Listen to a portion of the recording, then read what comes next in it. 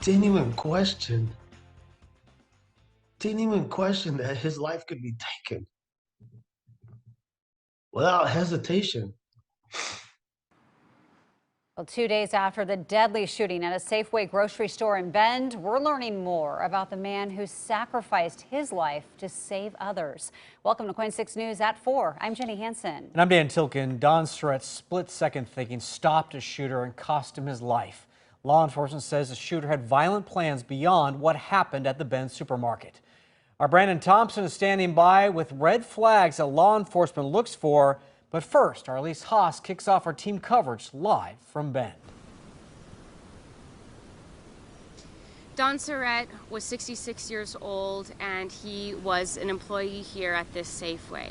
He was also a Vietnam veteran and a man of service through and through, whether that was for his country, his customers, or his congregation. So when police came out and shared the story of how Don bravely and courageously confronted that active shooter as he made his way into this Safeway here, also helping prevent more lives being lost. When I talked to his pastor, he told me that he was not surprised to hear that story.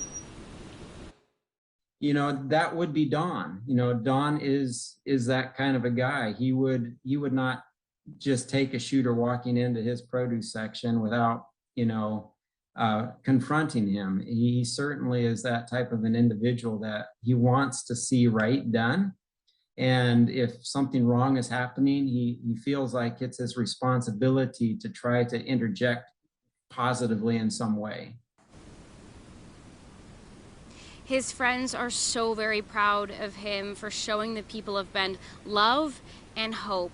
People have been bringing flowers for the victims in this shooting, and the community has really come together to help both of the victims' families during this very difficult time. They have donated tens of thousands of dollars already to each family on their GoFundMe pages.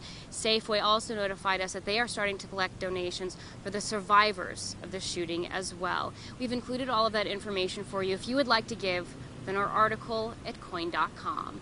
Live in Bend, Elise Haas, KOIN 6 News. Elise, thank you. And Safeway also hosting its own fundraiser for the Bend community. They'll be collecting them at the checkouts at all of their Oregon and Southern Washington Safeway and Albertson stores. We are working to figure out if there were warning signs missed leading up to the shooting in Bend. As supporters of Oregon's red flag law say that it has had meaningful intervention, but we're speaking to one lawmaker who's asking for more. Brandon Thompson is live in the studio going beyond the headlines about what could have been done. And there were some things that some people are considering warning signs from this. A former classmate told the Associated Press the suspect was violent in high school, and we found social media posts where the suspect spoke about creating this kind of violence. Those posts were on the social media storytelling platform Wattpad. While they were drafted in June, the platform tells us they were not made public until Sunday night and taken down Monday morning. Wattpad tells us they have a, quote, trust and safety team, end quote, to monitor and take down posts.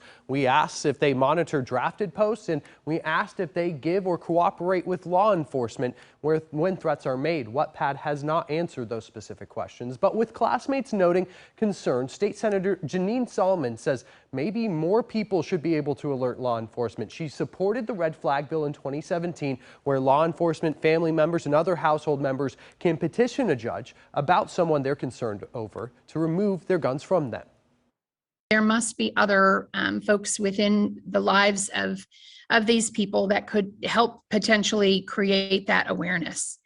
And I think there's a flaw because we may not see, there may be issues below the age of 18 and how we can address this. There may be issues on how quickly and when we could get a protective order.